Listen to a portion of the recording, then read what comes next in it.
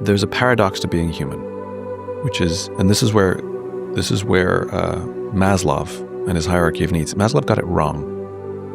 And it speaks to what you're speaking about, right? Maslow's hierarchy of needs, people, the basic level of the triangle of the pyramid is food and shelter, that we need food and shelter first. The third level up is relationships, and then the top is self-actualization, right? But he's wrong, because Maslow made the classic mistake, which is he forgot that there's a paradox of being human, which is every moment of every day, we are both individuals and members of groups, every day. And every day we're confronted with small or big choices. Do I put myself first at the sacrifice of the group, or do I put the group first at the sacrifice of myself? And we can debate which one you're supposed to do. And the answer is you're both right and you're both wrong. It's a paradox.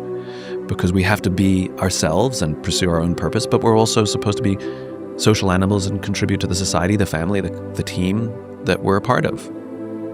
Go. And you're saying the same thing here, which is, and this is where Maslow got it wrong. He only thought about us as individuals. Right? As an individual on a desert island, you're right, food and shelter comes first. Relationships, I'll deal with that later.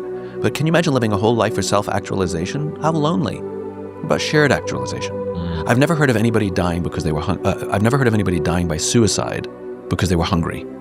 I've heard of people dying by suicide because they were lonely. So that means relationships as a member of a group is more important than food and shelter, if you consider us members of groups, not just individuals. And it's both. And I think you're saying the same thing here. It's not a debate of, do I put happiness ahead of purpose or purpose ahead of happiness? The answer is it's both. And it's messy and sometimes competitive. But there's entire camps. You have on the extreme, the hedonists that say, no, happiness in the moment, purpose be damned, we're all going to die. Mm-hmm. And on the other end, you'd be like, no, longevity, purpose, what's it all mean? At the expense, and the answer is yes, and it's both. And I think this is where we've made this mistake, and we keep doing this in our lives.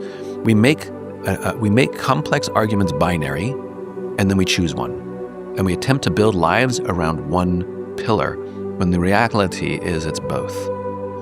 And sometimes it'll be in balance, and sometimes it'll be out of balance. And I think to let go, and I think the way you construct it is right. You have the insecure high performer, but you also have the insecure low performer, right? And the question is, okay, so what does the secure high performer look like? And I would argue that the secure high performer is not following the game plan that these people are following of grow, retreats, off to Costa Rica again, read every book, do every practice, take every supplement, wake up at 5 o'clock in the morning, cold plunge, right? You talk to the happiest people in the world. They do some of that. They don't do all of it. They all have great relationships.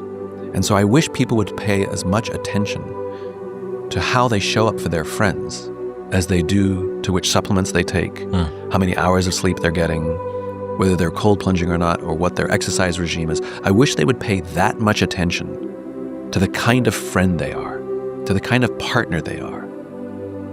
That would find balance. Even like the blue zones, like everybody's obsessed with, like, look at their diet, look, they walk every day. They also convene and eat with their friends every single day. And they have senses of humor. And they're okay with being underachievers, right? And I think you're right. You talked about gratitude. Gratitude is a big part of it, right? Which is to just be grateful for what you have.